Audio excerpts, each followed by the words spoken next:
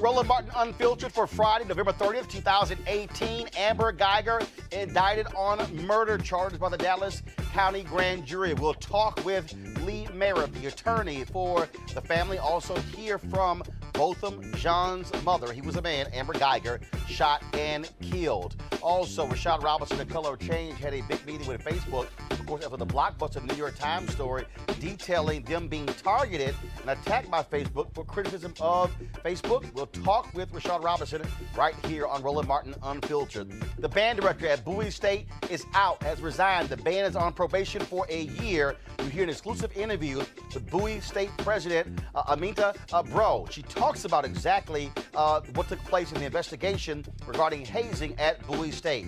Tomorrow is World AIDS Day, and we'll talk to a professor at Morgan State who talks about the psychological issues as to why African Americans are not getting tested. Also, a new HBO documentary airs on Monday about Sandra Bland. We'll talk with the director and the Bland family attorney, Connor Lambert. Also, my interview with Constance White, the former editor of Essence magazine. She talks about her book on style, How to Slay. Folks, we've got a jam-packed show. It's time to bring the funk on Roland Martin Unfiltered. Let's go. He's got it. Whatever the biz, he's on it. Whatever it is, he's got the scoop, the fact, the find. And when it breaks, he's right on time and it's rolling. Best believe he's knowing. Putting it down from sports to news to politics. With entertainment just for kicks, he's rolling.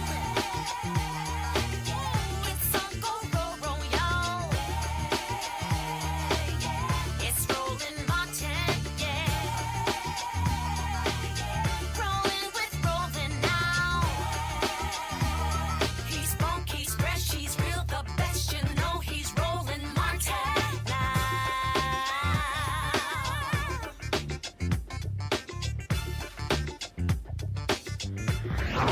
Martin. Amber Geiger, the Dallas police officer who shot and killed Botham Jean, charged with murder. That decision came down today by the Dallas County Grand Jury. Here is Faith Johnson, the Dallas County DA, announcing that decision. Today, the Dallas County Grand Jury has returned an indictment against Amber Geiger. We were determined to present to this grand jury all of the facts and to clarify for them the law so that they could make the decision they thought was right and just on behalf of Botham Jean. The family of Botham Jean, they were on hand today as Faith Johnson made that announcement. Here is the mother of Botham Jean, Allison. I am indeed satisfied with the indictment for murder of Amber Geiger because I truly believe that she inflicted tremendous evil on my son. He didn't deserve it. He was seated in his own apartment. He felt safe in that apartment, and he was violated by her coming in and murdering him. So from the very start, I knew that she murdered him, and I was not satisfied at the manslaughter charge. I look forward to the next step, which is a conviction of murder of Amber Geiger, and more so of a penalty, the proper penalty that will cause her to reflect on what she has done and the pain that she has caused, not only my son, but my family, my church, my country. So I'm depending on you to continue to rally with us as we seek continued justice for him.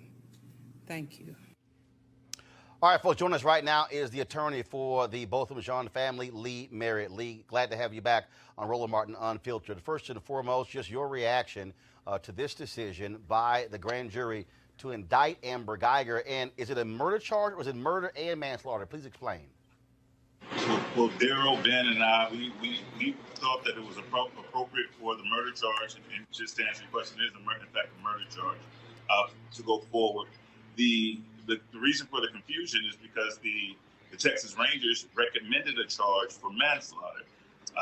The grand jury had to do something exceptional, which was reject the charge from the Rangers, which was the wrong charge to begin with, and come to the independent determination that they believed the facts supported the charge for murder.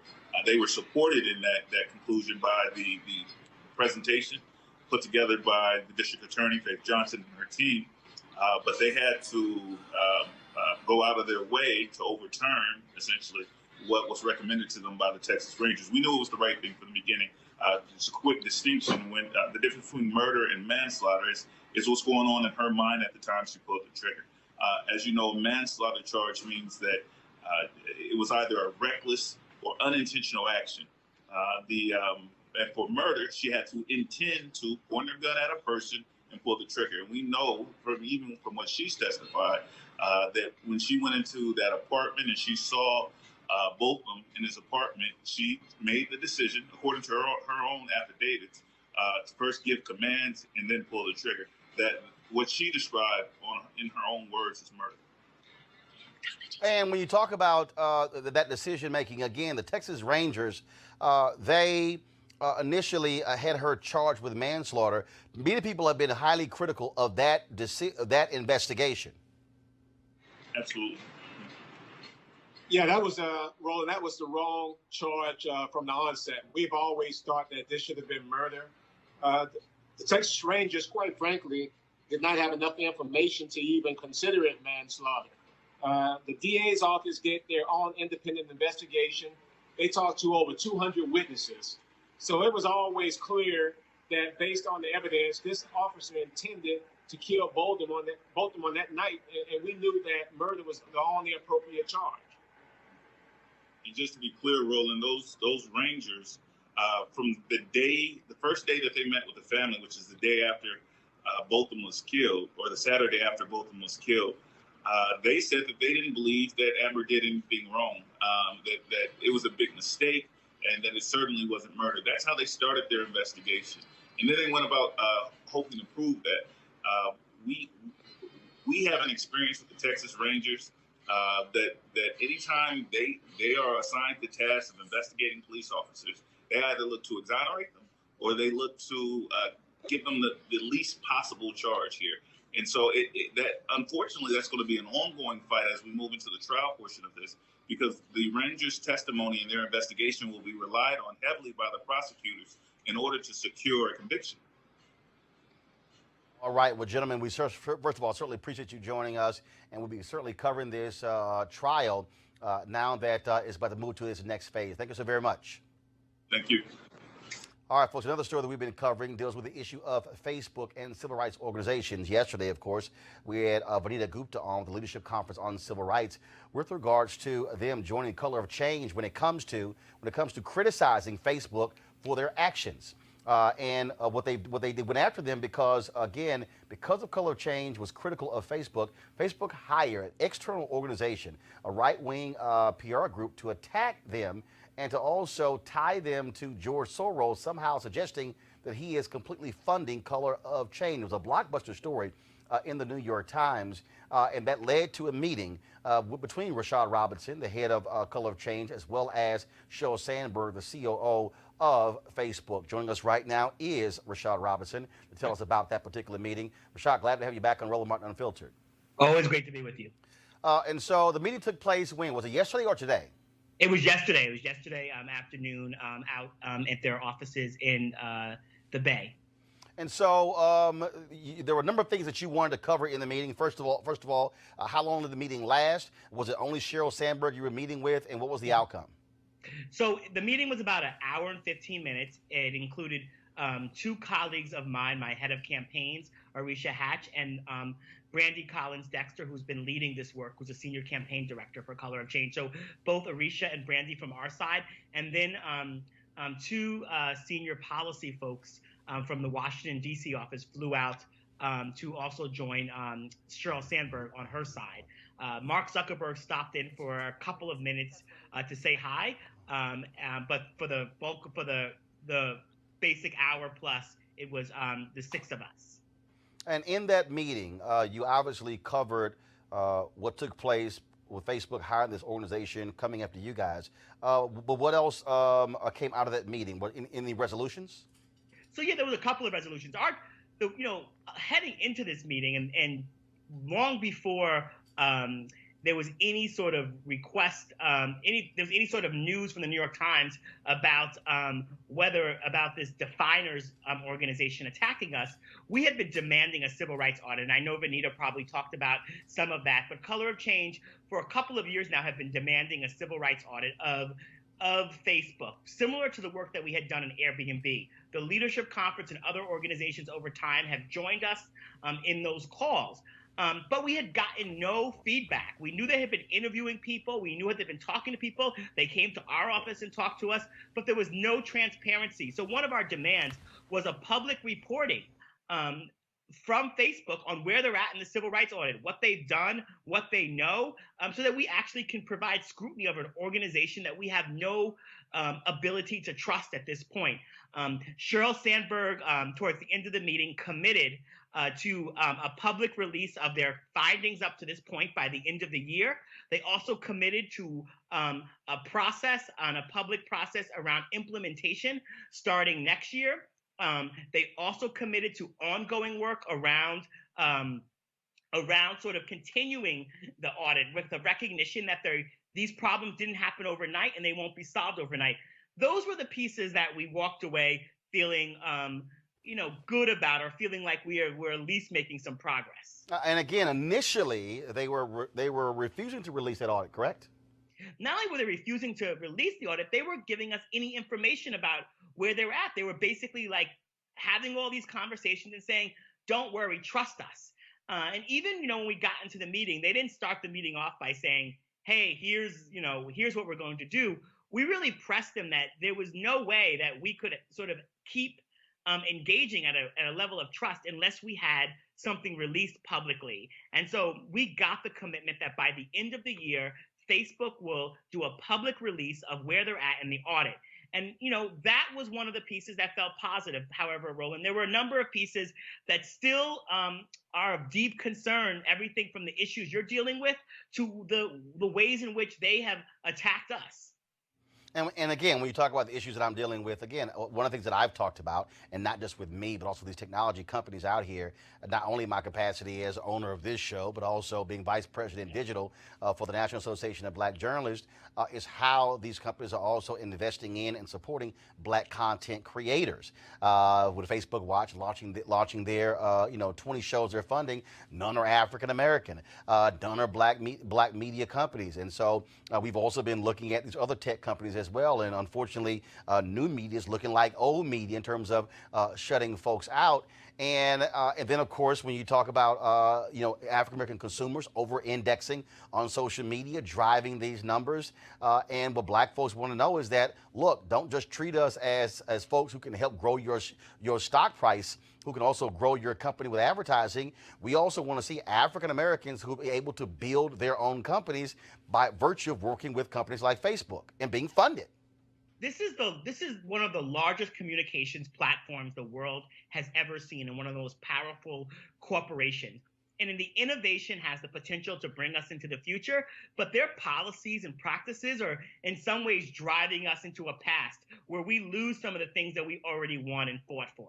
One of the things that we really focused on with Sheryl was this sort of false dichotomy that sort of is at the heart of some of the problems at Facebook, that they kind of put this idea of like fighting and hoping that conservatives don't feel like they're being attacked on the same level as civil rights. And so they almost see like when you're talking about something that's Black or women or Latino or LGBT, that's liberal and it's left, and it all is inside of this like left bucket, which is not accurate. And that goes to sort of all the ways in which they have, every time they bring up questions around voter suppression, they also talk about voter fraud. And they did that when they were doing their war room. over and over again, part of the problem is that this company doesn't completely and fully understand civil rights. And so while I felt like we had a really good meeting with Cheryl in that we really pressed that, we really sort of pushed that moment, this has to trickle down throughout the whole organization. And so this is not whether or not Cheryl or Mark are good people or bad people. That's not my job to like figure that out or get into their heads. This is about a structure in a huge organization that has systemic problems all throughout, that is sort of rotten throughout and needs to be fixed and needs like the level of accountability that will move the process forward. We asked Cheryl directly for the information that they obtained through definers, what definers did. And I asked for that as the leader of an organization who's been attacked and figuring out what's been put out there in the world and how do I keep my folks safe.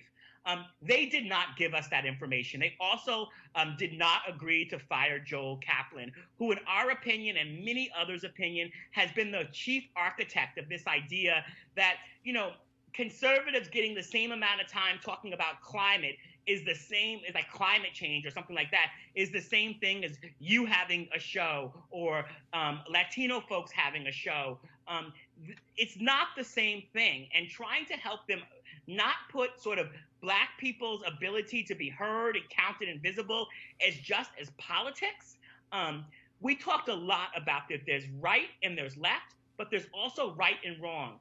In the systemic exclusion of Black people from the employee base of the corporation to how they engage consultants and other folks to how they treat media individuals like yourself. All of this speaks to the reasons why we called for the civil rights audit in the first place, to bring sunlight, transparency, and visibility to these problems. Because if we are not, as a civil rights community, holding institutions like Facebook accountable, who, you know, will come to our organizations and offer us checks and, you know, say nice things to us or show up to our events, but their actual real power is about ensuring that our people have the ability to use this platform to build their businesses, to earn a living, and to speak their mind in our democracy. And those are the things that we have to fight for, and we have to be unapologetic in it. And so we made really clear demands. We got some of the things we wanted. When we came out of that meeting, we talked to the press very clearly about the things that we didn't want. And we're continuing to press. We're continuing to talk to investors. We're continuing to talk to folks in the regulatory community like the FTC. We're continuing to talk to people on Capitol Hill like Senator Booker and Senator Warner and others. And we will continue to talk to the folks at Facebook who, you know that they now have to talk to us and they have to deal with us. And they recognize that when we come to the table, that we're coming to the table with clear demands and we expect clear results. And I think I need people to understand. I'm watching our people who are commenting as we speak right now on Periscope and watching them on these different platforms. And this is what I don't think they quite understand, is that by eMarketer predicted in 2018, Google and Facebook will capture nearly 48% of new U.S. digital advertising spending. I've seen some reports where they put it around even 70%. That means two companies literally are grabbing those dollars. The point we're making is that we want to ensure not only are Black consumers being able to be known and heard, Black media companies are getting opportunities to also participate in this, but we also don't see folks being pushed aside. That's why this is critically important, because as we are moving forward with technology, and we're seeing this where broadband is not the future, it's the present. The reality is what we don't want to see is exactly what has happened in the last 100 plus years, where Black media companies and Black folks have been pushed aside and then are left scrapping for a couple of dollars. And the opportunity to be able to present different perspectives, because let's just be clear, it's not like you got shows like this right now on cable news, on broadcast news. Oh, sure, you got a Black person who's hosting, but what people need to understand is they're not deciding what goes on. They're not deciding those guests who are coming on as well. On this show, I decide the stories we cover, where we broadcast from, and having access to these platforms and being supported is important. Yeah, I mean, I think sometimes I hear from folks like, on Twitter or other social media, like, why don't you just turn off Facebook? Why do you guys just boycott Facebook? And I'm like, well, sure, if you want to turn off Facebook, that's great. But but Facebook right now has as many users as there are Christians in the world. That's how large this is. So simply telling people to sort of turn it off, that's actually not a realistic expectation for a mother who's starting a business in Tallahassee and wants to reach the marketplace, or for a new journalist that wants to break through and get their story covered, to simply tell them like, okay, this platform's not treating you well, just don't use it. Actually, that is not how civil rights works. When the buses didn't treat us well, we organized and forced them to treat us well, and to treat us fairly. When the lunch counters wouldn't serve us, we went in and we forced them to serve us. And now these new platforms that are being built, and are benefiting from all of the infrastructure in this country, which we as Black people have built. Benefiting from the net neutrality and the cable lines and all of the technology that has been put in the ground to allow for an organization like Facebook to grow and flourish and be the platform that it is, it cannot leave us out. And that is part of the work that we have to do to both fight, to hold them accountable, and to use all of the various levers, right? We turned out in tremendous numbers this election cycle. There were new people heading into Capitol Hill that we put there. Now, they've got to have the hearings. They've got to do the work to bring the Facebook folks up there and to actually dig into all these various ways in which this platform has prevented real progress. And quite frankly, everything from having a culture that hasn't allowed for Black people to flourish, to having a platform that weaponized race during the last election, to how the algorithms on the platform can allow someone to say, I want to rent my apartment, but I don't want to. I want to make sure that no Black people see this rental ad. You can do those things are happening on the platform right now, and unless we do the work to force it to change, it will only get worse. It will only become deeper. And so that is why we felt this is so important. And now sort of being both in the room at the highest levels, but also with a clear understanding that we will continue to hold them accountable, is the sort of gift that Facebook gave us by attacking us, because they really attacked the wrong organization. Well, and let's also be just honest. The reality is here. In 25 years, we will be a nation majority of people of color. And the reality is the things that you are fighting for today, the things I'm fighting for today, is also recognizing we are a changing America. And companies today, the reality is Facebook is 2 to 4% Black employees. The reality is when Reverend Jackson started his fight against Silicon Valley, it was about opportunity. This isn't about handouts. This isn't about, as you said, please cut me a check. It's like, no, as James Brown said, he said, I'll open the door and I'll get it myself. That's what folks are saying is want to be able to have the opportunity to compete. And so it's holding folks accountable. And what you are doing is no different than what the NAACP did to ABC, NBC, CBS, the New York Times, the Washington Post, all of these media companies. It's the exact same thing. It's simply a new day. Yep, absolutely. And you as an independent voice have really helped to move this conversation, right? Because we've even had problems at times getting mainstream media, cable news to cover this story. They are invested and deeply aligned with Facebook. And so some of the ways in which we couldn't get really covered on some of these problems until the New York Times story broke. And even then, they wanted to cover other angles. But part of the reason is folks like you covered it. Our members and people who went to colorofchange.org signed petitions and raised their voices and made us unignorable. And as a result, a public civil rights audit will be coming by the end of the year that will give us the ability to start looking closely and holding them more accountable. More news stories have come out in the last 24 hours about actually things that Sheryl Sandberg and others at Facebook still haven't told us about the attacks they have made on our organization and others. And we recognize that right now we have a mix of momentum that can help us hold this company accountable. That you just mentioned Google. Google is now heading to Capitol Hill next week, and there's going to be hearings on some of their work. The reason why they cut that $5,000 check to Cindy Hyde-Smith in Mississippi, Yep. even after she made that comment about lynching, right? And first claimed that they didn't know that she made the comment, which is rich, that Google didn't use Google, right?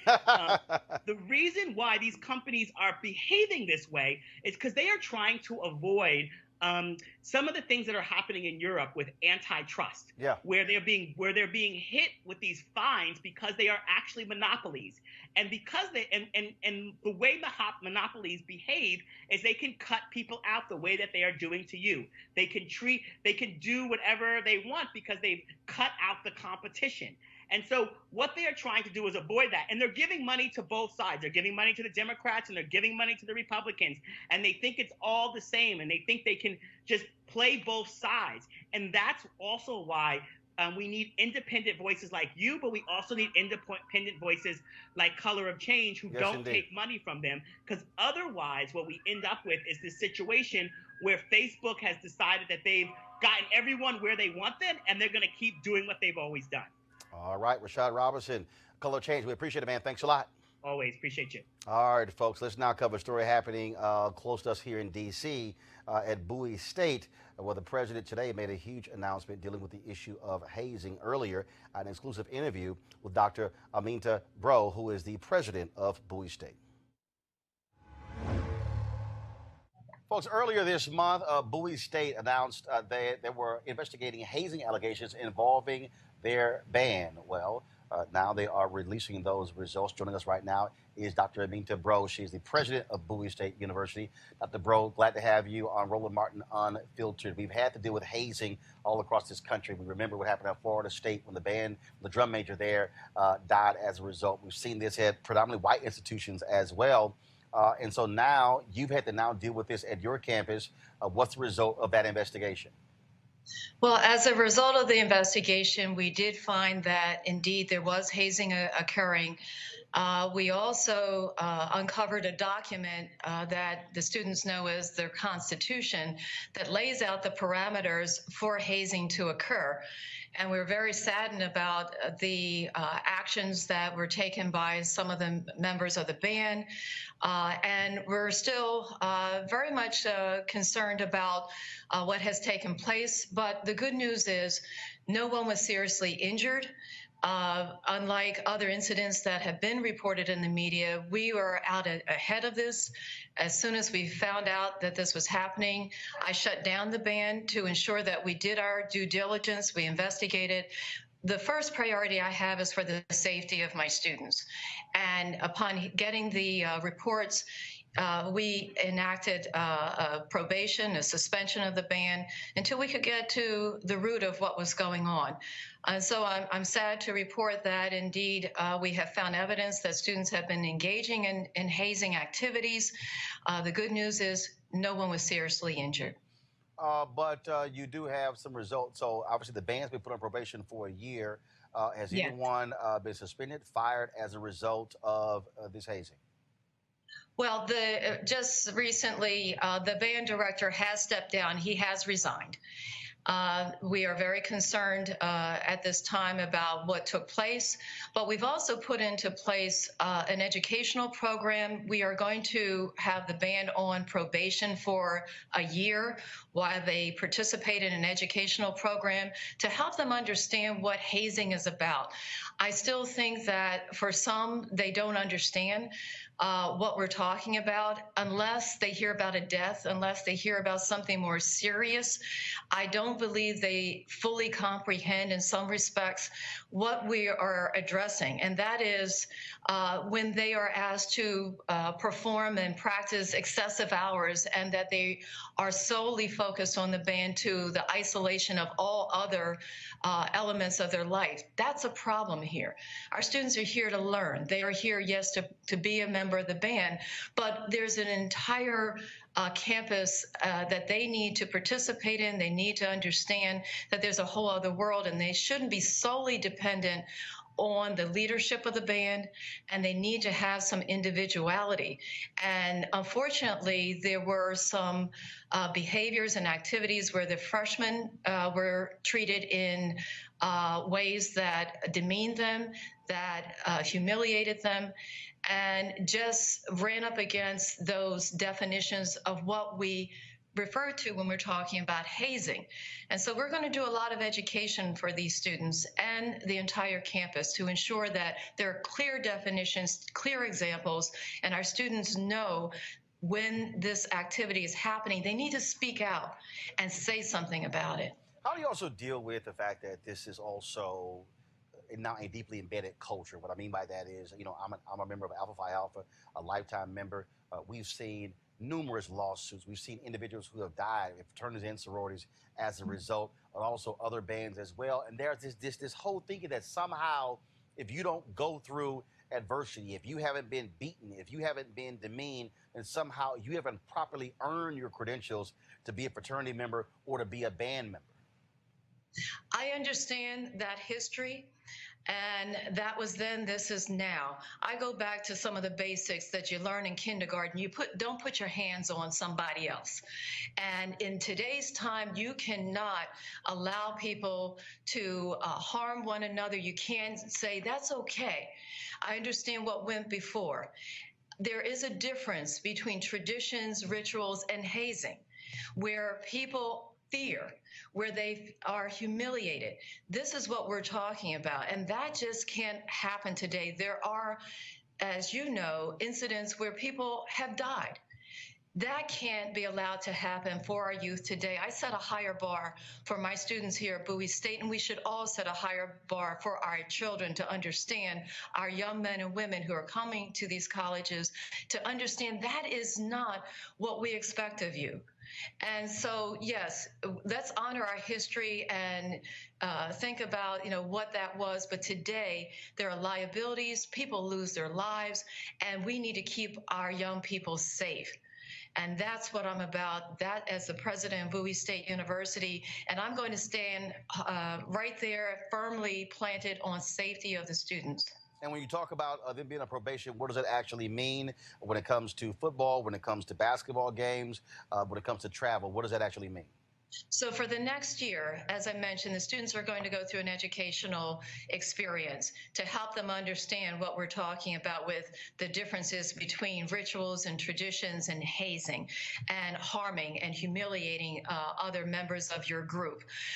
We will also expect that the students only perform here on the campus and as permitted in the local area. They will not be traveling to overnight events and participating in activities off the campus and out of this area. That is to ensure that we have the proper precautions in place as they're traveling, once they resume traveling after their probationary time. So for the next year, education. For the next year, they're going to be local on the campus, a lot of supervision, a lot of support to lift them up, because we want our students to do well, but they will not be performing at the events off campus. So for the where the band, the athletic programs go on the road, they will not be traveling with them, just here on the campus. Last question. We know that graduates have a lot of involvement still when it comes to our institutions, whether you went through fraternity or sorority or even the band. Are you going to be limiting alumni and their involvement in the band, where individuals may bring, again, those old ways of doing things onto the campus? How will you regulate and deal with that? Well, it's difficult to regulate interaction with alumni. What I would invite is for the alumni to come in and talk with me about just what we're sharing. Yes, we all know that, you know, things have changed over time. You know, we as a country have evolved beyond when we were founded. Bowie State was founded in 1865. We're very different than what we were in 1865, and we're in a different environment. Things have to change. So I would love to talk with the alumni about what we're doing. They have been advised as we've gone through this process and with the investigation. They were brought into this conversation so that they know what we were looking at, and we've been bringing them along through the conversation and the investigation, just to say, here's what we know, here's what we found, as we have shared with the media and with our students. I've met with the students who are in the band to let them know I'm supportive of them. I want them to succeed. And I want our alumni to come on back. Let's have those conversations. Help me, help these young people understand it's a different day, and it has to be. And we want them to be safe. We want them to be successful and understand the right lessons, the right values for today. Well, the most important thing that I also say is that whether it's our fraternities or sororities or HBCUs, the last thing we should be doing is spending money on settlements for folks who have been hurt, maimed, or killed as a result of the hazing. Because that, frankly, endangers the future survival of our institutions. And so we appreciate your leadership on this. Dr. Bro, thanks a lot. Thank you so much, Roland. Thank you. Really appreciate your time. All right, folks, time to hear from one of our partners. With the holidays just around the corner, now is the time to order holiday cards for family and friends. Now, you know doggone well, you mail out holiday cards, they come in the mail, and you want to really impress your friends and family or your business folks with that. So this year, you can create custom holiday photo cards quickly, easily, and affordably at simplytoimpress.com. Now, simplytoimpress.com is your holiday photo card headquarters, with thousands of unique Christmas cards and other designs to choose from. Now look, this is very simple. All you do is upload your family photos, or you can get them from Facebook or Instagram, personalize the text, and then you're done. It's that simple. Simplytoimpress.com prints your cards professionally on your choice of premium card stock in just a few days and rushes them straight to your door. The New York Times Wirecutter named Simply to Impress their favorite custom photo card service. Simply to Impress even offers foil cards and hundreds of great holiday card designs for your business as well. Now look, if you place your order today, you'll save 30% and get free shipping. 30% savings and free shipping. All you got to do is enter the promo code DEAL, D-E-A-L, at checkout. Now save big on holiday photo cards today by using the promo code DEAL at simplytoimpress.com. That's simplytoimpress.com. And remember, when you support them, you also are supporting Roland Martin Unfiltered, because they are. All right, folks, December 1st every year, of course, is the day where the world recognizes World AIDS Day. And one of the issues that we look at is the young folks, especially young folks, African Americans, who don't want to get tested. Well, I was on the campus of Morgan State University in Baltimore. I talked with Dr. Larice Edwards, and it was very interesting and talking with her about her research and what she discovered as to why a lot of black folks who live in our inner cities, even in rural areas, why they are not getting tested. Check this out.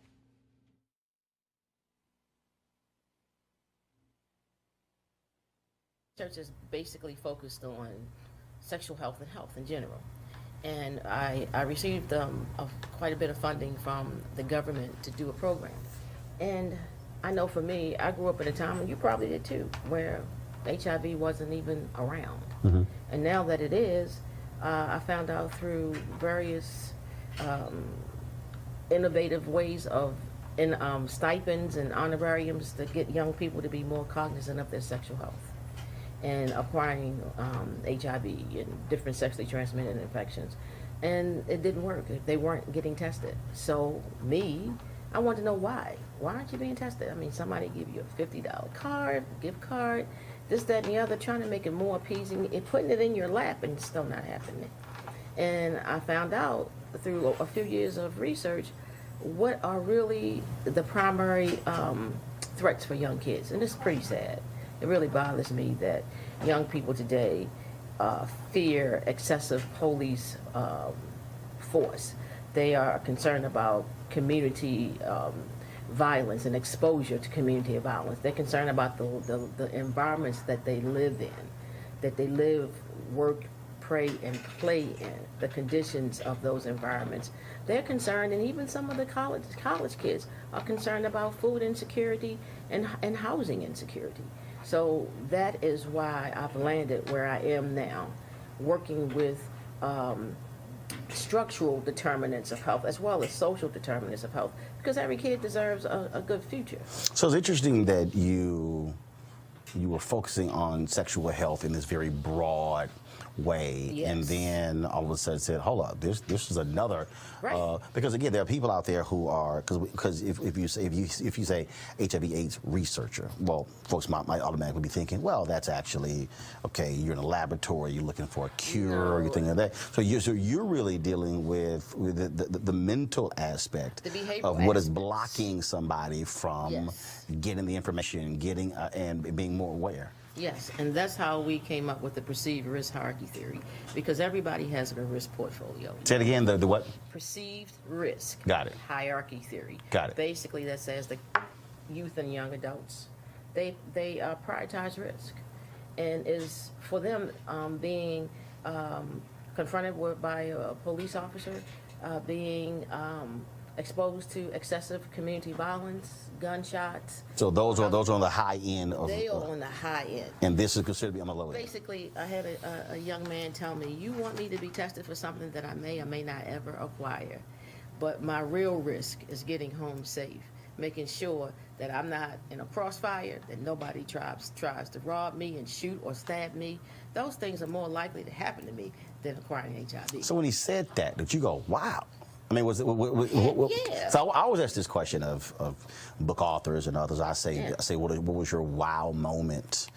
Mine. And you like, what was that wow? My whoa. Got it. My whoa was like, I can't use that word on this show, but I was like, Actually, you can. I was like, shit, are you serious?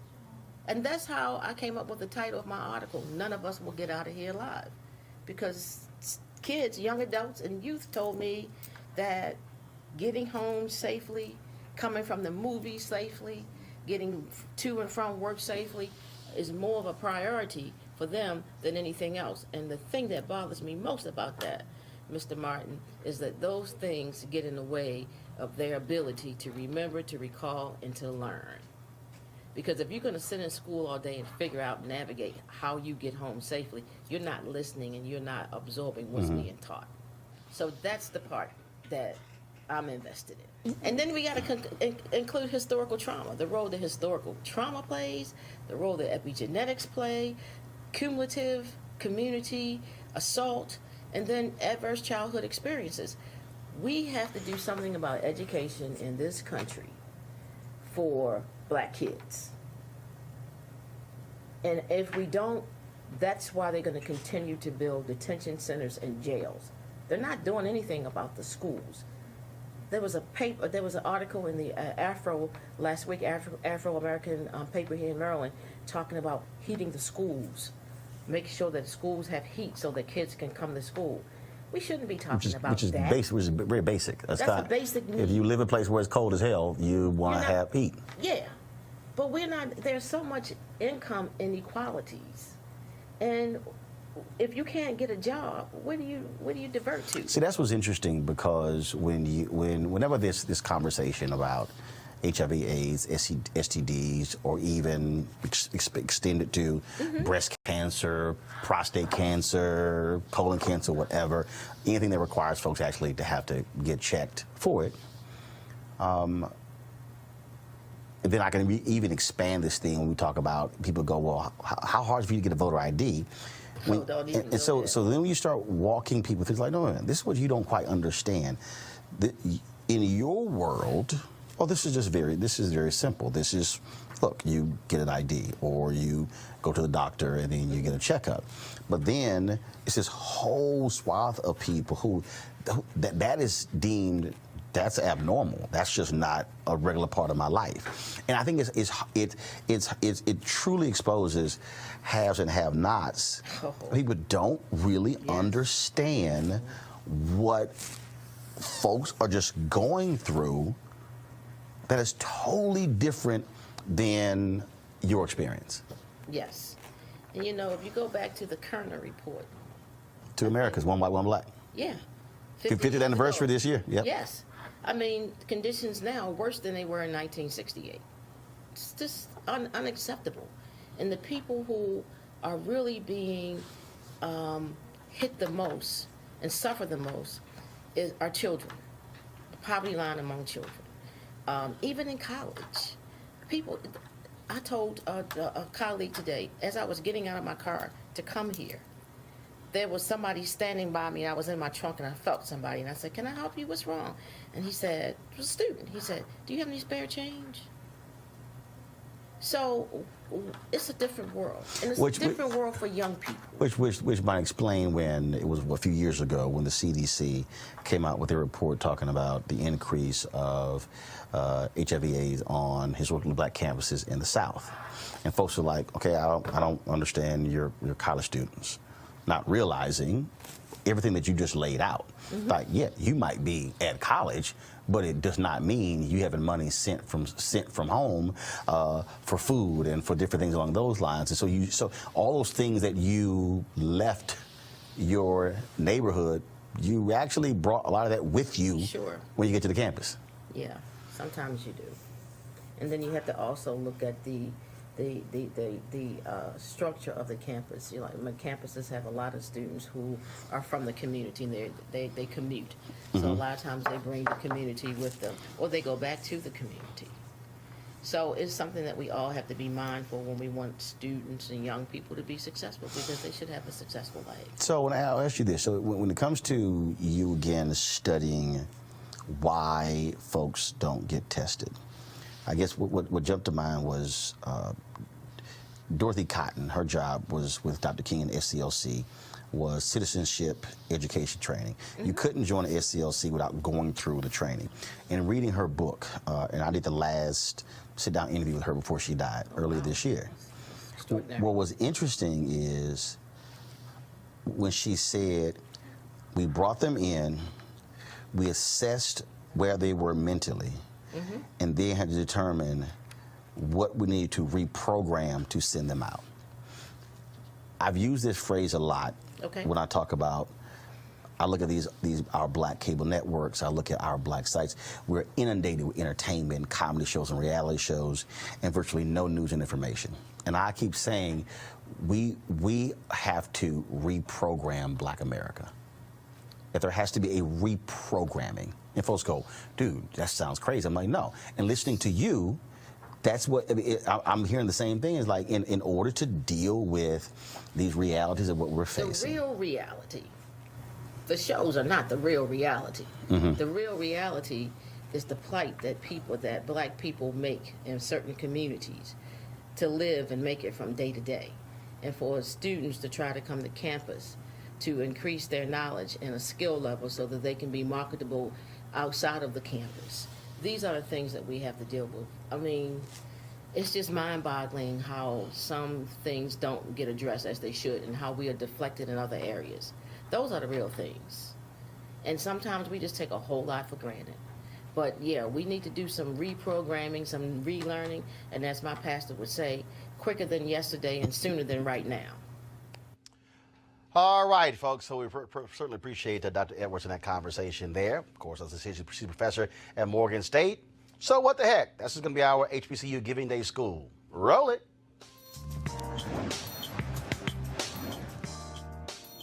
Again, hashtag HBCU Giving Day. Morgan State is our university in Baltimore, Maryland, founded in 1867. Famous graduates include Kwesi Mfume, former head of the NAACP, former member of Congress, also Earl Graves Sr., founder of Black Enterprise, the playwright David E. Talbert, and of course Wilson Good, the mayor of Philadelphia. To support Morgan, go to www.morgan.edu.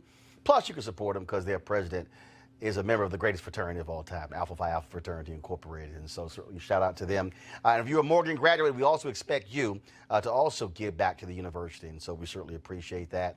And just for folks who don't know, we started hashtag HBCU Giving Day as a way to encourage more folks to give to HBCUs, because when we had Florida A&M University on TV One's News One Now, their national alumni president talked about the fact that only 5% of Florida A&M graduates were giving back to the university. And so this is our way every day to offer a reminder to folks to give back, but also to give you a little history about our various HBCUs. And so we appreciate that.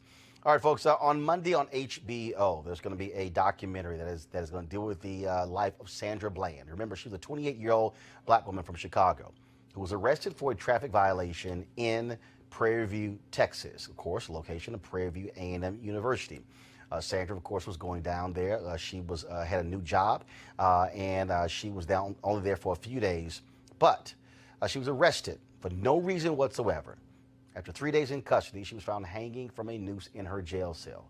Her death was quickly ruled a suicide, but many people, of course, across the country were shocked and stunned, saying that it was potentially racially motivated. Her story, something that we covered extensively on my previous show.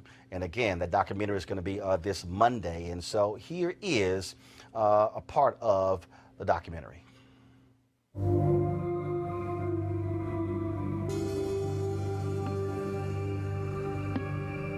Sandy called me on July 11th to let me know that she had been arrested. I said, what are you in jail for? She said, you know, I really don't know. And she said, my arm is hurting really bad. And I could hear her talking to the guards in the background. Then she said, I'll call you back. And she hung up the phone, and she never called back. I wouldn't wish this hurt on anyone. Anyone. Documentary is called Say Her Name, The Life and Death of Sandra Bland. And earlier this week, I talked with the director, David Heilbronner, as well as the Bland family attorney, Cannon Lambert, about this documentary. So David and Cannon, let's talk about this documentary here. Obviously, it's a story that I covered extensively. So David, I'll start with you. Was there a surprise? Was there anything that you did not know before that really jumped out at you when working on this documentary? Yeah, I mean, the big thing that jumped out at me was Sandra Bland herself. You know, I got to know who she was as a person, because going in, I knew what everybody knew. I knew about the dash cam. I knew about the really suspicious circumstances surrounding her hanging, the police attempt to slander her, but I didn't get a feeling for her character until I dug into her Sandy Speaks videos, until I got to know her family. And that was really what inspired me and my wife and co-director Kate, you know, made us really feel like there was an important story to tell, that there was someone behind this statistic about one more, you know, black death at the hands of the police. This person was someone that history had to remember. She was amazing. Cannon, when you think about this story and how it developed, and then when people begin to see those videos, to see someone recording videos, sharing their thoughts, their innermost feelings about police stops and things along those lines, and then all of a sudden her becoming, in essence, a story and others doing their own videos about her, quite eerie. It is so prophetic. It is extremely eerie. If somebody can be that powerful, that strong, and it can happen to her, I think that's what resonates with everybody. We understand that it can happen to anybody. And that's what drives so many people in their interest in seeing better. And that's what she calls for in the documentary. I mean, she calls for better. She calls for us to step up. She calls for us to take our seat at the table and do something as opposed to sit on your hands. One of the things that was, as we were reporting on the story, probably maybe it was a week or so after she died, when her sister posted a photo, because we'd actually met. I spoke at a women's expo in Chicago, and then when she posted the photo, I mean, so I remembered the scenario, because she's a very tall woman. Yeah. And then when I met her mother at the Congressional Black Caucus, we did an interview with her mother, and her mother said, oh my God, she absolutely loved watching your show, and she always said she was going to be on your show one day. And for her to get to be on the show in this way was just crazy. Yeah, I mean, I've thought a lot about what's happened, what this film might do to Sandy's legacy. In fact, what her story has done. It's this terrible irony that here's a woman who had so much to contribute, who did these video blogs that, you know, a handful of people had seen, and she had to die in jail, you know, to become a national figure. She would be smiling now if she were looking down on it, because this is what she wanted. I don't know if she wanted this to be the way she got there. You know. Ken, I've studied that videotape, and to this day, why did that trooper stop her? Well, I mean, I think that's the question that so many of us have. He didn't have basis. And you know that because you can look at his own words. He didn't know what to arrest her for. She says in the video, why? I'm not under arrest. You don't have a right. And then he says, you are under arrest. And she says, for what?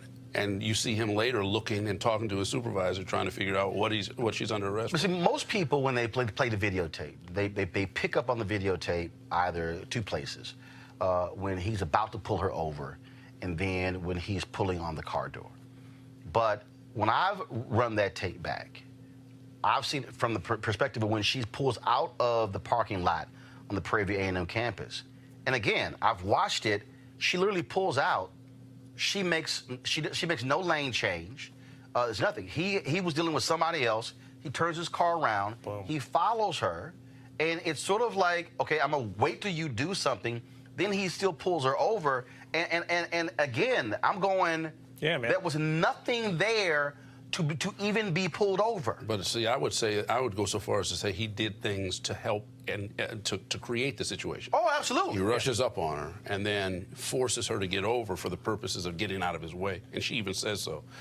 And I think that's the broader issue, right? The broader issue is that you can be driving your car, anybody, black, white, Asian, Hispanic, whatever, and minding your own business, and then get stopped by the police and then subjected to something that can go woefully wrong. And you know, you ask yourself, why did this situation serve as a rallying cry? And I think it served as a rallying cry for a myriad of reasons. But it really has to do with the fact that we can all see ourselves in Sandy. In this documentary that was done, one of the things that's most impressive to me and the way that they put it together is that they let Sandy speak. And she does so in an eloquent way. David, you have police officers who understand they have complete authority. Yeah. And he knew, again, if you study that videotape, if you just watch it, and he knows that he is agitating her. He knows that he is provoking her.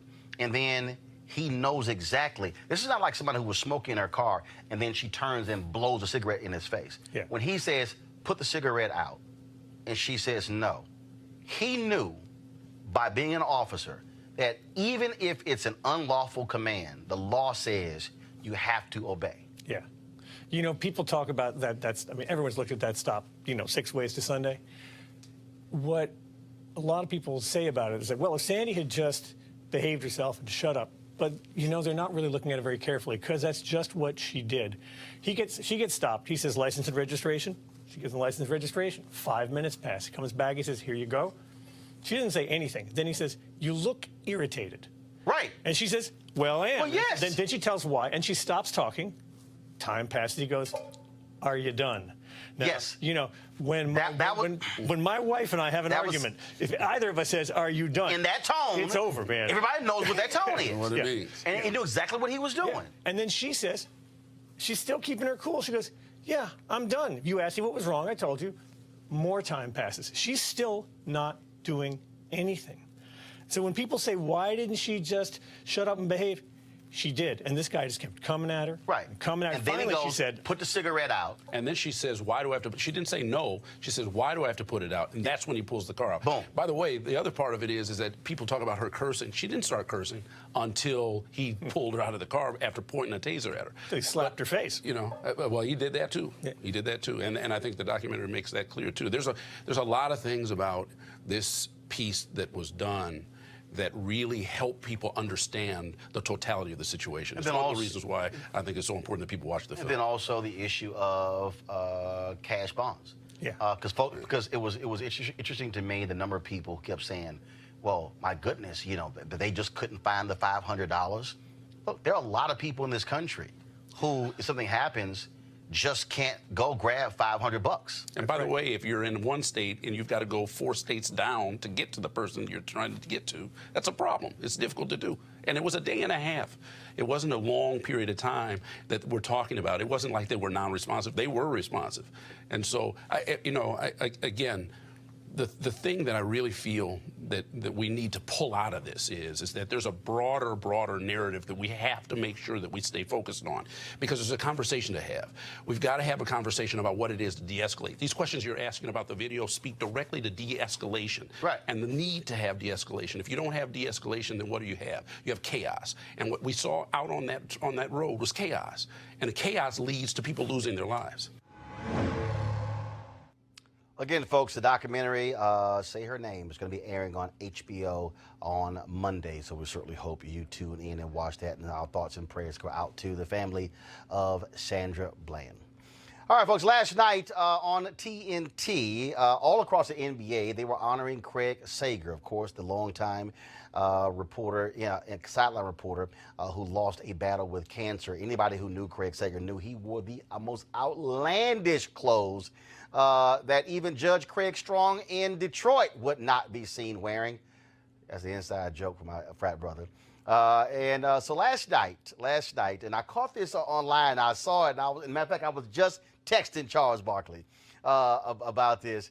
And so last night on NBA TNT, all the studio analysts, Shaquille O'Neal, Charles Barkley, Kenny Smith, they were all wearing clothes to honor Craig Sager.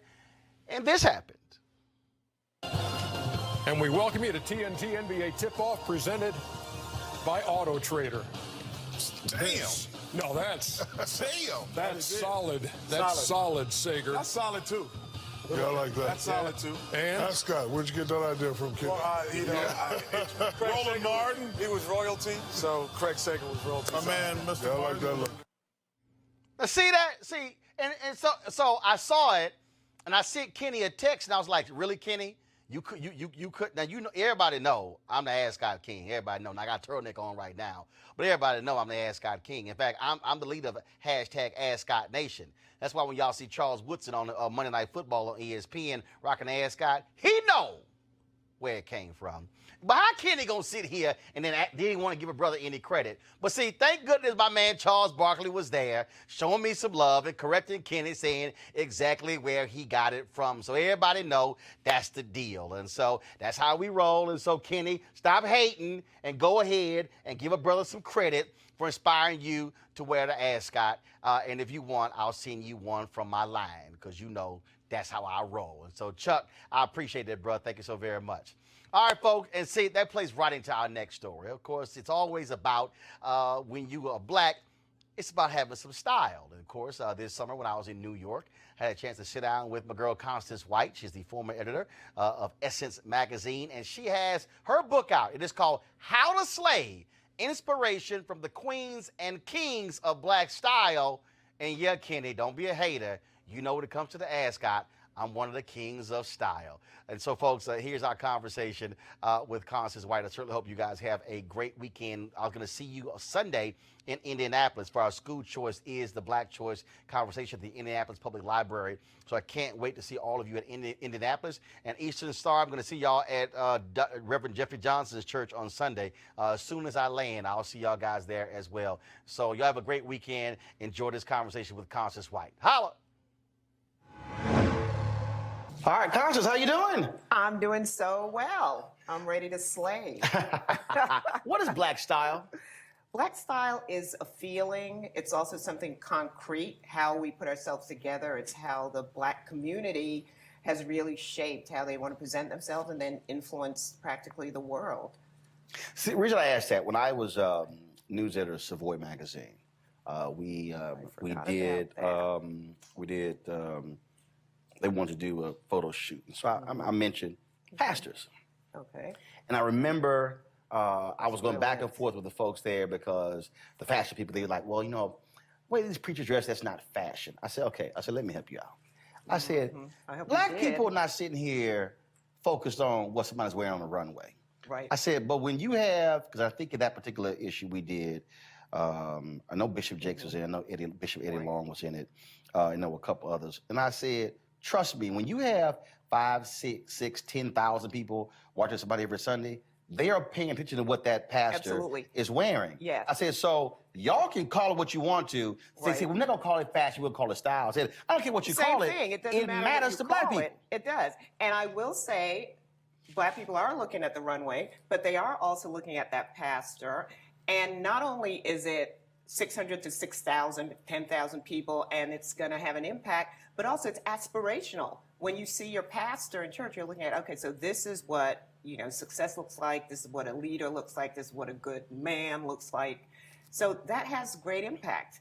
And it is style, and there is a style to both men and women and our Sunday best, how we put ourselves together. And the reason it was we were going back and forth on it, because I was trying to get them to understand that Black folks, we don't conform to someone else's standard of what they consider to be stylish or consider to be fashionable. No, we've always did our own thing. Then everybody else said, oh, we like that. We like that, and we're going to adapt it, and we can repackage it and sell it, and all of that too. And that's one of the things that I hope that How to Slay shows, is it shows how we're so creative. The impact and the fertility in our communities around style. And I think a big part of it is because of what you said, because we don't need to conform to what's outside. And sometimes you're making something from nothing, which is always a place to come from, to be extremely creative. And another time it's about, you know what, this is who I am. I think a lot of it has to do, the reason that the Black community is such an incredible fountain of inspiration and style for the rest of the world, is because a lot of the time we're saying, well, you know what, this is how I want to put myself out there. And it's very individual, it's very original.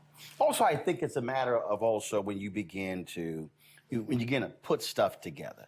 If you don't have much, your whole deal is like, okay, that's what I got, so let's see what I can put together and make this thing work. And so all of a sudden, when it comes together, folks are like, oh, how'd you do all of that? Oh, wow, I just sort of, right. I just threw something together. I mean, but the creativity comes out in that whole process. Absolutely. And the other thing is, Black style, we care about how we look. We care about how we put ourselves together.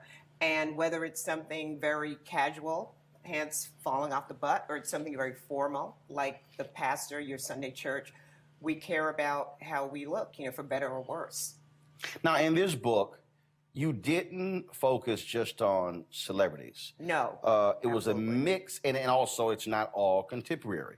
You wanted to be able to sort of give this wide range of Black folks. Yes. So there are the celebrities, but it definitely, in my process, definitely did not start, or end for that matter, with celebrities. I was really looking at where are the places that Black people have made an impact, and how can I show that in a visual way.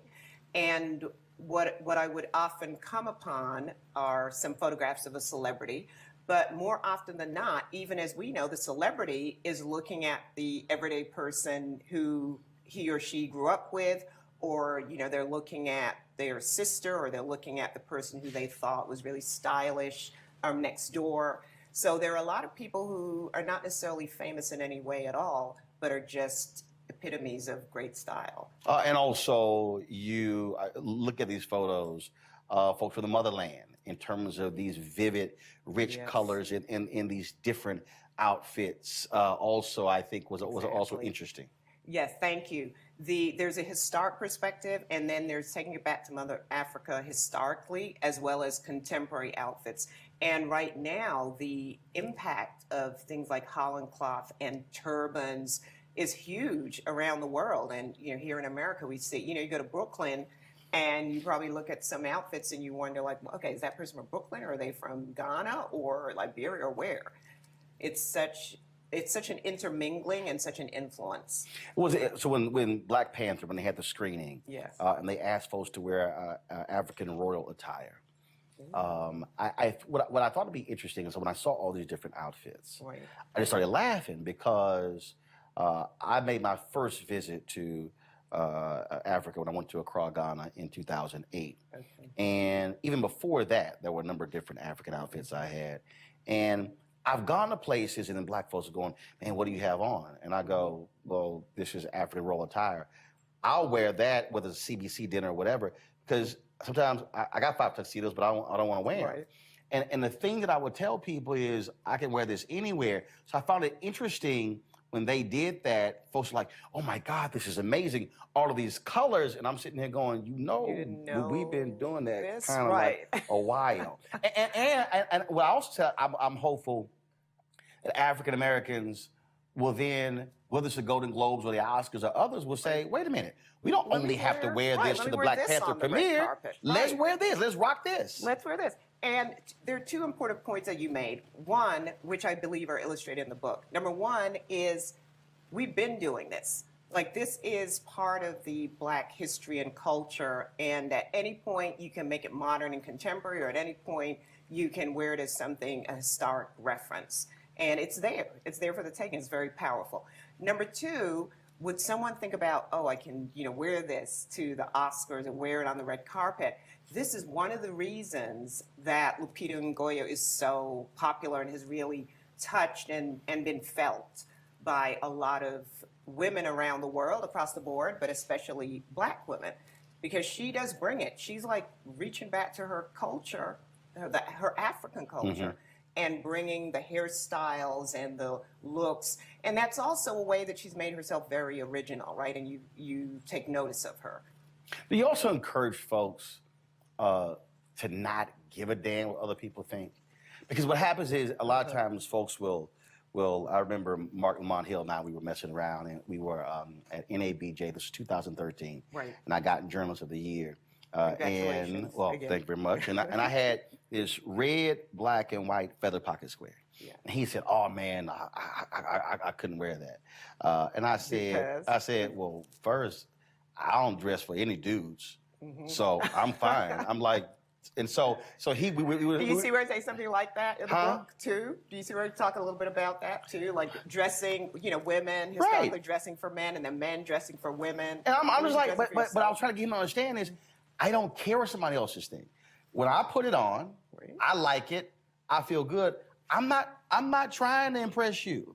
And I think also when you talk about this individuality, it's about what makes you feel good. If you walk out that door and you feel good, I don't care if you don't like the feather pocket square. Somebody will.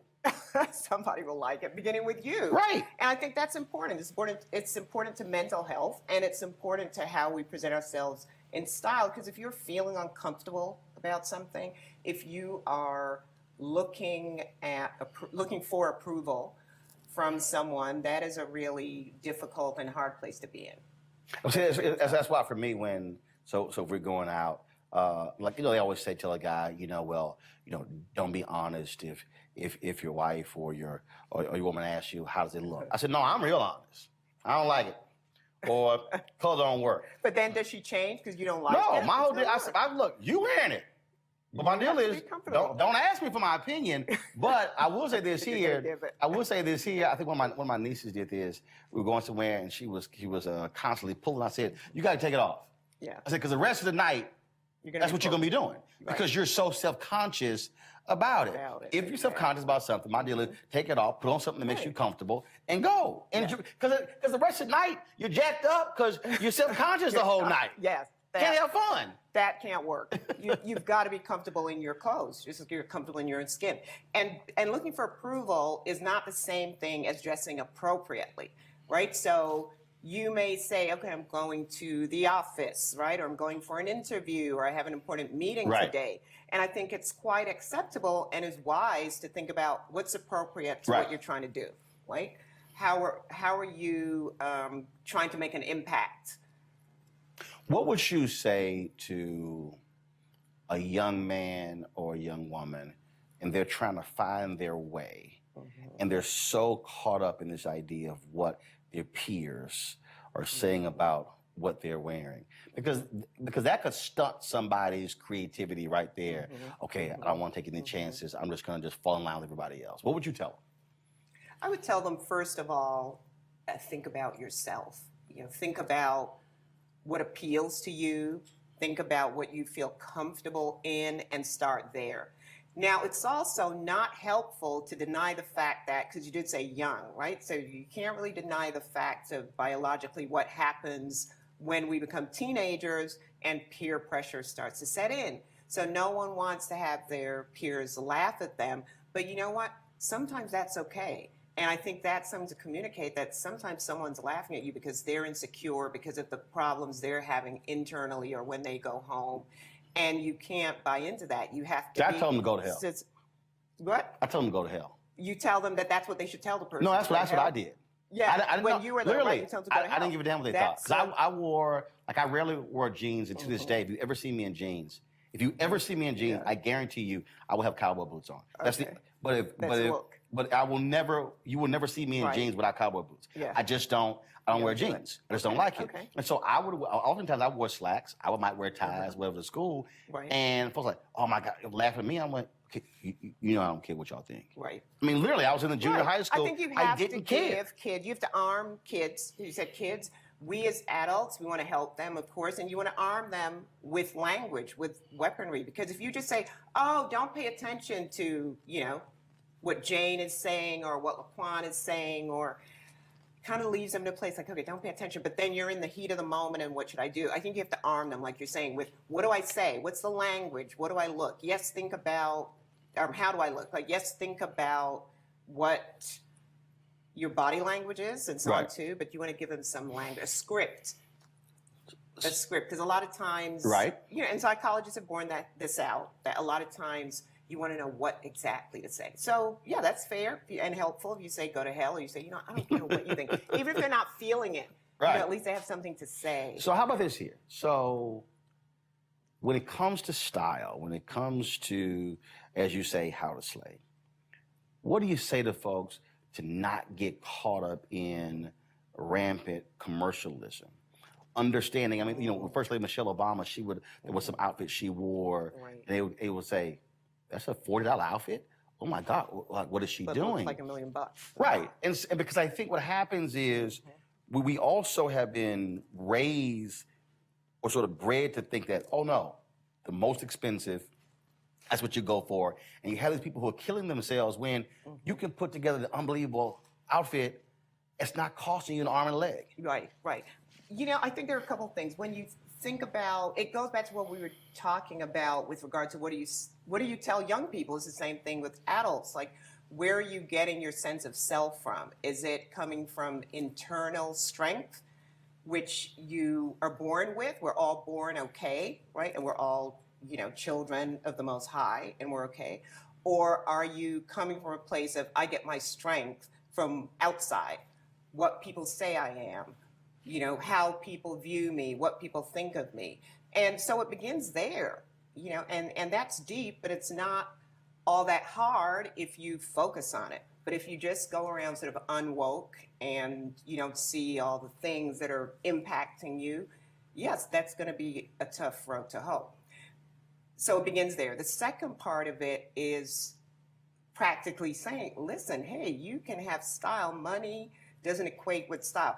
There are people in this world who have tons of money, right? And no style. When I was in Chicago, that was this guy we won't tell any names. You're No. First First of all, I completely forgot his name. Yeah.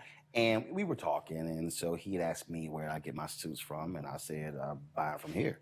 And he, you don't get yours tailored? I said, no. And so he says, oh, well, my suits are $2,000, and my shirts are $200, and my shoes are $500. He's going on and on.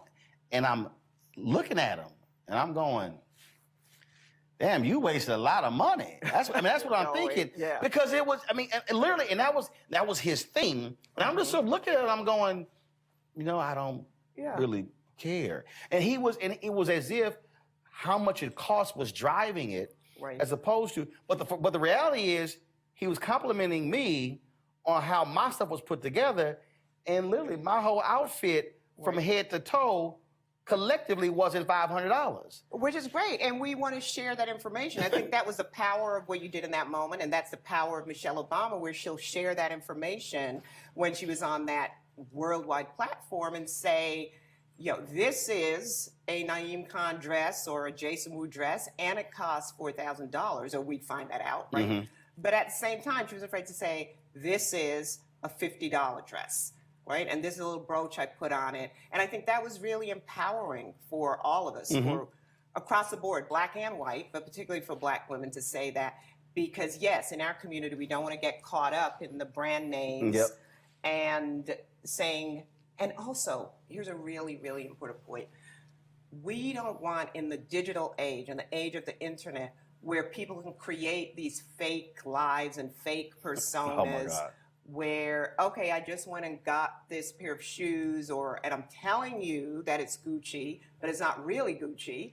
Or, you know, I just got this Dior and I bought it, but I'm taking it back tomorrow.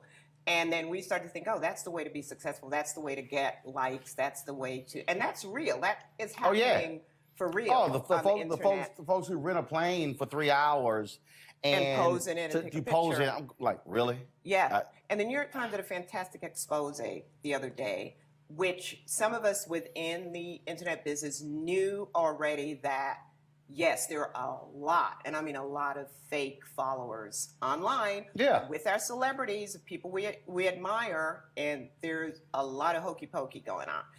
But they did a real expose that really broke it down, the extent to which, I mean, and it's not illegal, except in some cases they're capturing people's identities. Right. And that is illegal.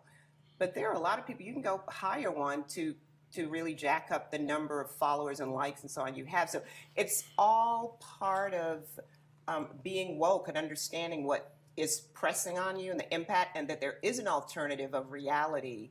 The reality is a tiny slice of people can't afford to dress in designer clothes, especially head to toe. But what I love about what's happening now is you can now, in the borrow and share and rent economy, you can rent all this stuff. You know, so why not? So you don't have to spend a lot of money if what you want is sometimes to be in designer clothes, if you value that. So give me an example of you in a store and you saw something and then you went, nah, but then you circle back and then you begin to sort of put something together. You have one of those stories where you looked at something and you went, I could start with this. I could start with this. And I can build on this. Because, I mean, people ask me sometimes, they say, well, man, like I'll get, like, who's your stylist? I'm going, me. Okay, I'm not, I don't need somebody to dress me. I mean, my daddy taught me how to dress.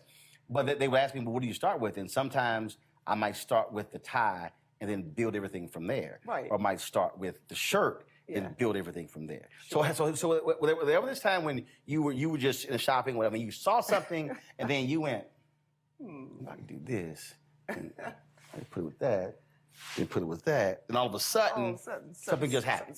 Something's happening. Well, I tend to, if I do that and I have done it on a few occasions, I tend to do that with shoes. But that shoe and then. But my most recent experience of doing that was with a baseball jacket. And I was in the store and I was thinking, and I saw this baseball jacket and I thought, oh, that's really cute. And then I started thinking, I could put that with that. And if I paired it with this. And then I also started thinking about where would I wear it, and could I wear it, across from winter and then across to spring. And because I like my clothes to work for me. Right. I don't like it because I have enough clothes that just sit there for years. Your deal is not that seasonal stuff?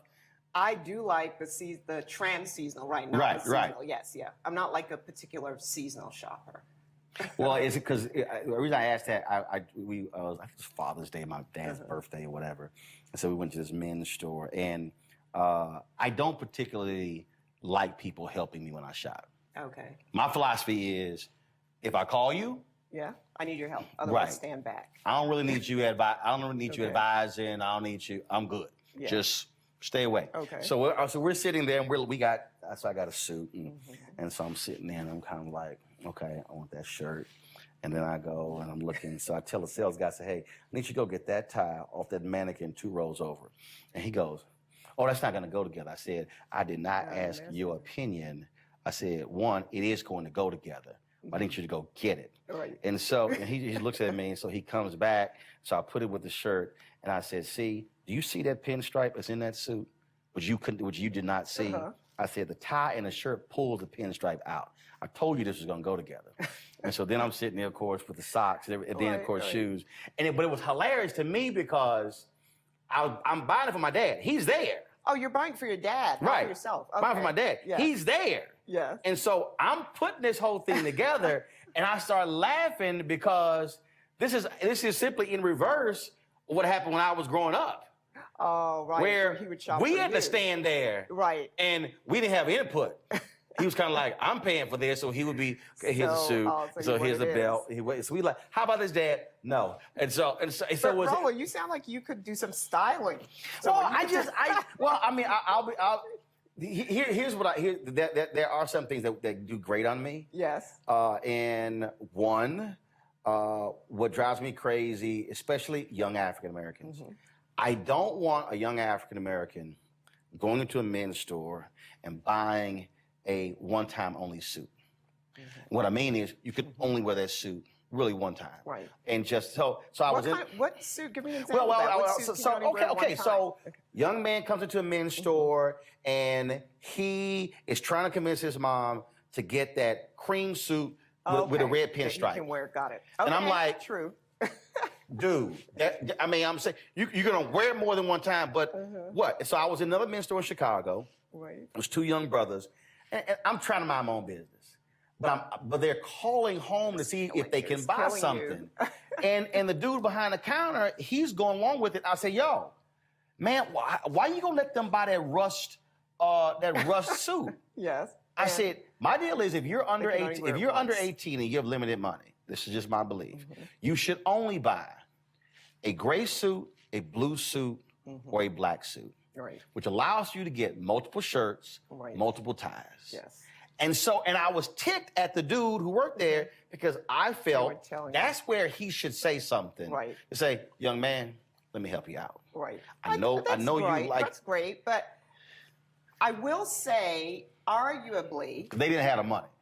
they what? They didn't have the money. Okay, And but that- arguably they could, and I agree with you, right? That is the suit you just described. The three are probably the most versatile, but arguably, with the right point of view and style, you could take that rust suit or that cream suit with the red pinstripes and make it work. But they ain't got enough the only shoes. thing See, not enough shoes. When you That get- is the thing. The only thing See, about it is if you're you gonna only got- remember it going and coming. if you only got enough money for a pair of black shoes, that ain't gonna go with that cream suit with the red pinstripe. And that's why. And I've So seen. did you say something? I didn't Yes, I get did. to. Oh hell, yes, You I did.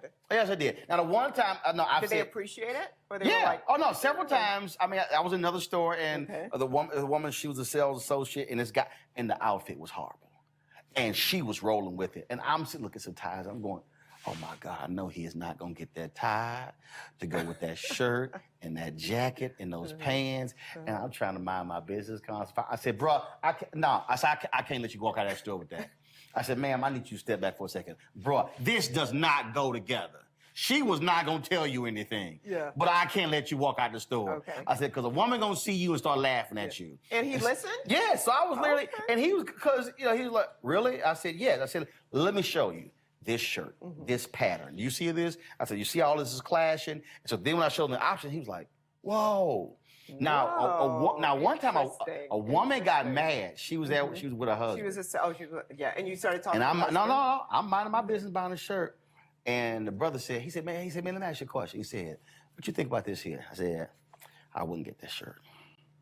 And he was like, what? It was like a brown suit. It was for Easter. Right. I said, you really should get a blue shirt.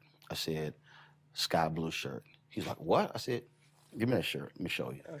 So I put it together, and he said, man, That's great. she was mad Why? because she didn't put it together. Oh. She well, you was- know, traditionally, women do most of the shopping. for Well, men. I ain't that it.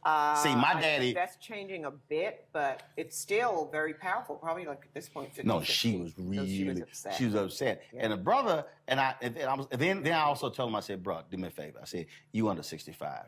You cannot wear the pocket square that's the same pattern as your tie. That's a personal thing of mine. My philosophy, if you're 65 or older, you can wear that pocket square and match the tie. I said, go with a solid color. Oh, it was so funny. We have another, and I just want to say, though we can't see it on camera, what Roland's wearing today with his blue, which you can see on camera. I love that pleated. I don't know if the camera picks that up. This is a Shabori pocket square. Pocket square. So I saw. And then the blue. Oh yeah, cowboy I gotta boots, wear which the are pretty blue eel. Gotta wear the blue eel. Gotta wear the blue eel. So you know. No, don't put them on my book. No, I didn't put it on the book. I put it right here. On the coffee table. I put it on the coffee table. Pretty fabulous. I didn't put it on the book. Oh, wait, leave it up there. We need to put it next to, leave it up there, because those are how to slay. Okay, so here we go. There's a picture. Yeah. There you go. Fabulous. I will wear cowboy boots with suits. And I like that. That's personal. That's like part of that, like personal style. Then I'm from Texas right? too. Yeah, so, from you Texas. know. So then again, I don't care. Culturally, and you know. Right. So, yeah, so I got to ask you this here. Yes. Lots of kids in here. Mm-hmm. And so I love the black and white.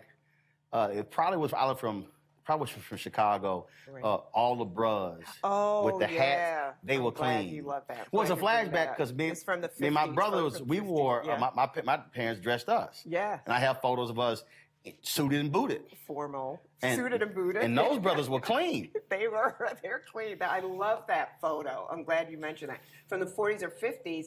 And then the way we put it together with the art director is when you turn the page, so first you see like 4 or 5 little boys, right? And then and as you said, they're like definitely clean, slayed, everything. And then you turn the page and you see these 3 grown men. Also, you see the love and camaraderie between them. And they're dressed and they're sharp. I think you'd approve, right? And it's Future, Jay-Z, and DJ Khaled. Now I got to ask you this. So I love that juxtaposition. What is it you don't like when you go out, you see folks got on stuff? And I see. So when you see, you go, like, I'm don't fine. have strong reactions Yes, you like do. that. Yes, you do. You know you. Like you mentioned earlier, the pants hanging off. I'm fine with the pants kind of hanging off. All right, I'm not trying to see your ass. Okay. I'm like, especially the other day, this brother, he was holding up. It was damn down to his thighs, and I'm like, you know, if you just pull the pants up, tighten the belt, you said that to him? You ain't got to carry it. I'm just saying. He's in the store. He's literally shopping, and he's got one. And he's holding up, and he's trying to put it in the back. You know you can use 2 hands. What are you saying? You can use nothing. But I'm like, you can use 2 hands. Okay, you got me there. So here's what I don't like. I don't have a big problem with the pants falling off the butt. I know. I go with the flow of, fashion. But you cannot be wearing that style when you are over 30. Yes, I've seen. This is where it's getting real. Yeah. You know, you can see the guys who I was 16 when hip hop hit with full force. And it's like, you are now damn well 46. And you're still showing me your underwear while you're shopping in the CVS with, your jeans or your pants, your tracksuit, your dirty gray sweats, whatever it is, falling down, from your underpants and your butt. I don't care if it's your butt crack or your underpants. They're both equally offensive. Over 30. When you're like 46. It's like, stop. Use the belt. That's just not a look. Use the belt. Use the belt. Not cute. Not a look. You're not 16. Whatever. Unhemmed and pants. And those kids aren't even wearing it that much anymore. Unhemmed pants. Unhemmed pants? Now, are you talking about like an unhemmed pair of suit pants? I'm talking about is a bunch at the bottom. Okay, that they didn't cut it and fit it. That really bothers you? No, because you're going. You do know it's like it's puddled. It's gathered. It's like your legs are stacked. I feel more empathy with that. I feel like that is a role. No, okay, now I'm not blowing smoke here I got it. in any direction with what I'm about to say. I'm just saying, you really have a future in, no, I'm serious, I'm so serious as a judge. You know, a book, and then the whole 9 yards, the book, the website, and if you want to buy, you can like license it with someone or whatever. If you want to purchase, you can purchase too. Because you really, like you talked about the puddle, some guys just don't know. I feel more empathy than anything else. So, especially and then young also guys. You think, right, young guys, and then also, yes, especially young guys, because also they didn't grow up in the community where there was a tailor down the block or in the house next door, et cetera. So there's also this disconnect between, well, even if I do know, how much is it going to cost me to go get these pants cut in half? Not a lot, but you don't necessarily know that or know. If they're still growing, I understand. One shoe 20, let me holler at you. 8 and 8, 6 and 6. Get them pants hem. Cuff, no cuff, take your pick. And look, for me, look, my dad was blue collar, worked at Amtrak, but he dressed. Yeah. And we dressed. And so in terms of, you know, it doesn't really matter I think in the Black community, it doesn't really matter what your station is in life in terms of education. He got dressed your to job go or grocery your income. shopping. Yeah, I think, you know, we respect dressing up and looking good. Right, looking good. Last thing, the photographer. Tell me about her. Who shot your cover? Oh, Itasia Jordan. She is originally from Massachusetts, has lived in Brooklyn for many years, has an incredible eye, and is such a talent. And she's just incredible. I mean, I don't understand why some of our media haven't, like, scooped her up and made her into a superstar, but she's going to be. She is, like, a great talent. And that's something that underlines that we need to do more of, is nurturing our talent, not only in front of the scenes, like the models and so on, but also behind the scenes. Photographers, stylists, the people who make fashion run. Cool. Where can folks see you, hear you, find you? Oh, they can find me online at official C White and my website, constancecrwhite.com. All right. Always good to see you. Look forward to chatting. You too. I appreciate Mr. it. Style. Keep slaying. Thank you. We're going to keep slaying. Roland and I are going to keep it slaying. Join us. Make sure you're doing it too. There you go.